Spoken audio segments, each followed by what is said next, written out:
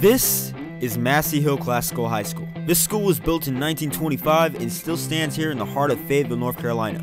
Now I know you might be wondering, what makes this school so technologically advanced if it's so old? Well, we have smart boards, laptops, computer labs, and this school has a policy known as the BYOD policy, which stands for Bring Your Own Device. Let's go in a classroom and see how this policy works. All right, students, I need you to go to Edmodo, go to your class, and there's a quiz there for you to... Now, perhaps you're wondering, how do we use technology? I need to borrow this real quick. Now, for example, 67% of the class was late today.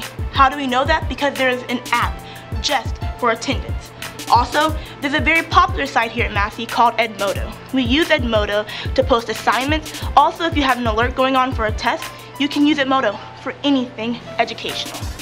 Now, also, stocks are up and teachers might get a pay raise. Just kidding. The biggest technology that we use is all based around the internet. We use sitereadingfactory.com. Basically, it generates sight reading over and over and over again. And it also keeps up with the amount of time that our students are practicing, what they're practicing, so it gives us constant data feedback. And then I'm able to use that data to push the students in the direction that they're most uncomfortable in. Some benefits of technology is that it gives different opportunities for students who have different learning styles and learning preferences. It's especially beneficial to students who have learning disabilities who may need that extra attention.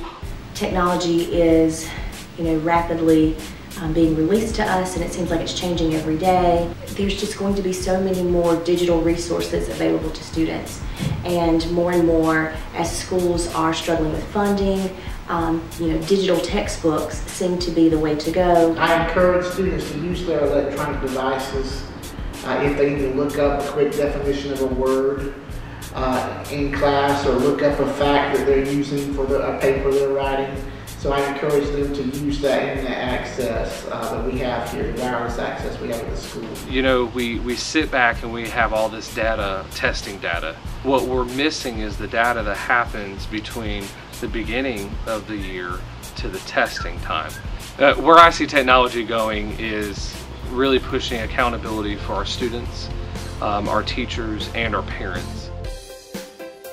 Even though the school was built in 1925, these old walls are holding new technology.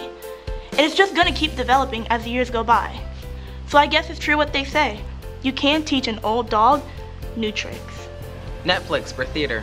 Google for English. PowerSchool for all my classes. Edmodo to check my assignments. My personal math aid for pre-cal. Quizlet for US history. Free dictionary for AP Lit. TED Talks to learn about the world. Twitter because I like Twitter. There's one in every class. Now personally, I like to use the metronome app because I have band. I like to be on beat and stay on time. Speaking of time, we've come to the end of ours. Now you've seen how Massey Hill uses their technology. Hope you get a nice little insight. Thank you for watching.